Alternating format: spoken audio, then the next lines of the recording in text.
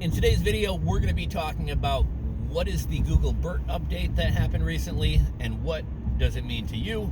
You guys have tuned into Rules for Rebels. It is 24 degrees and snowy here in Chicago. I think we had a record snowfall yesterday for Halloween. I'm sad to see winter still here. It's only going to get worse from here.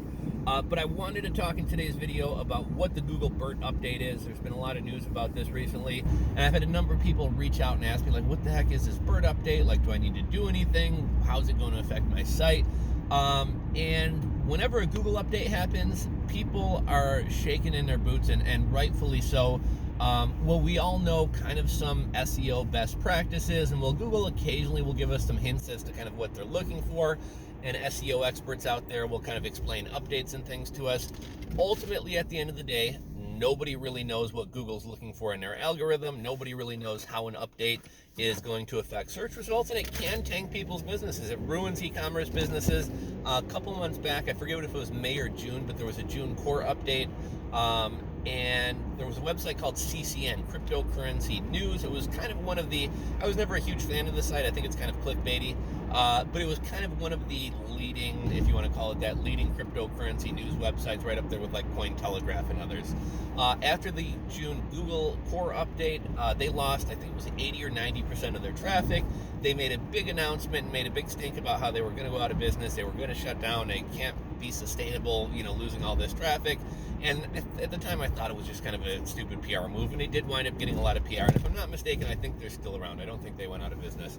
But one of my sites, even back after the June core update, lost 80% of its traffic. Another e-commerce site picked up about 10%, and another one lost about 10%. These are three very similar websites, pretty much all selling the same items, all in the same niche, and they were all drastically affected differently, right?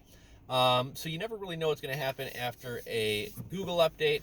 And Google's been doing a lot of updates lately. Like a year ago we had the Medic update, which was one of the last like major ones. And I think like in May we had an update, and then the June core update was another one of the biggest ones we've seen in a while.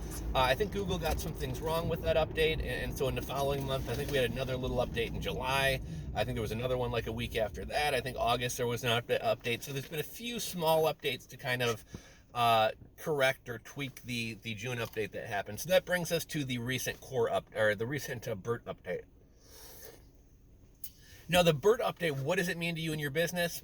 Probably not a whole lot. After a Google update happens, we're all checking our analytics or our Shopify traffic stats, kind of wondering how it's affected us. And normally it takes a couple days to a week to kind of see that. I don't think anybody should really see any drastic changes to kind of their search engine ranking and things like that based off of this Bert update. It's not really, even though it's a major update, it is going to affect over 10% of searches, and Google has called it not just a small step or a small update, but a giant leap forward. So this is a big update, but it really shouldn't shake up search results that much. And if it does shake up search results, if you do happen to lose some traffic or impressions, it's likely unrelated or kind of random search and clicks that you probably shouldn't have had in the first place. And so I'll kind of break this down. Search Engine Journal, which is a great publication. Search Engine News is another great one, but that costs money to subscribe to. I would highly suggest any of you guys who are digital marketers, bloggers, e-commerce sellers, you have a Shopify store, you don't have to be an SEO expert, but start following SEO a little bit. It's good to keep up on kind of these updates and changes. You don't have to live and die by it. You don't have to have to read the news every day, but try to keep up with things. Search Engine Journal did a great article about the Google Bert update, and here's kind of the example that they gave that I think really illustrates this well. And the Google Bert update is kind of about giving context to searches, and I think it has a lot to do with voice search, because if you think about it, when you're typing something into Google, you're going to speak or put in search queries that are a lot different than if you're talking to Google. The other day I was sitting around with some friends. We were talking about taking a trip out to Denver or somewhere in Colorado over on Black Friday and over that long weekend. And I think we were curious, like, how long of a drive is it from Chicago to Denver? So, when I Googled it, I think I Googled like drive time Chicago Denver, which isn't a sentence, doesn't really make that much sense, but I know that will give me the Google result that I want. However, when my girlfriend started talking to Siri or Google or whatever she was talking to, she's like, or maybe it was Alexa, hey Alexa, how long would it take us to drive from Chicago to, and so it's just two very different ways that people search. and Google's trying to improve voice search. Voice search is only going to be bigger in the future, and because most of the internet is kind of set for the written language and text, voice search doesn't really translate that well into searching. So that's kind of what Google's trying to improve. And again, the example given by Search Engine Journal, apparently a cow is a spotted bass. So the example they gave was, if I did a Google search on how to catch a cow fishing, in the past, Google might have returned me results on how to catch cows, as in cattle, or they might have given me some results on fishing, or they might have given me some just kind of random mixed results on both. However, with this BERT update, with the AI, with using context to figure out what a user is actually searching for, when somebody searches how to catch a cow fishing, Google will use that word fishing to give the whole search query some context, and it'll actually give you results on how to catch a spotted bass as opposed to how to catch cattle or just general fishing. This one's probably not as good of an example, but Bart Simpson, right? I'm sure we got some Simpson fans here. Bart Simpson says, "Don't have a cow, man." So if you Googled "don't have a cow, man," hoping to find like a Simpsons fan site or a Simpsons t-shirt, Bart Simpson t-shirt, if you said "don't have a cow, man," it might give you search results about why eating red meat, or why eating beef or cows is unhealthy or something like that. Like, don't have a cow, don't eat a cow.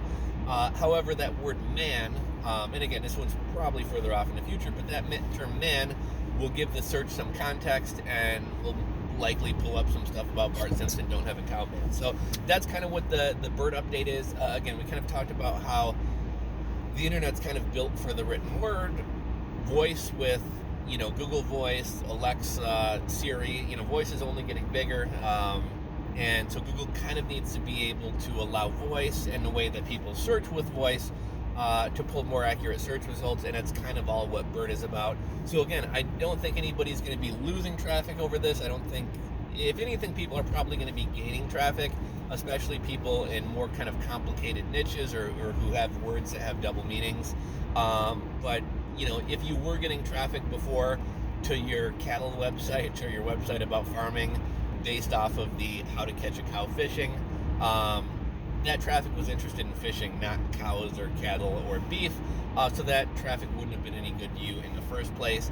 Is there anything you need to do to prepare or tweak your website because of this? I mean, there's not really anything you can do. Google said the better quality writing and the more clear your writing blog post pages are, it will kind of help this Google BERT update present your website if a relevant search comes. But I mean, there's really not anything that you need to do to fix your website. You shouldn't really see any big drops in traffic. So let me know what you guys think about this. Let me know if you guys have heard about this. If you have a different take on what this means, I'd love to hear from you guys. And if anybody wants to share experiences from like the June Google Core update or anything like that, would love to hear from you about that as well. So hopefully you guys enjoyed today's video. If so, do me a favor, give it a thumbs up, hit that subscribe button down below. And it is Friday, so everybody have a good weekend. I'll catch you guys on the next video, and we'll talk to you later.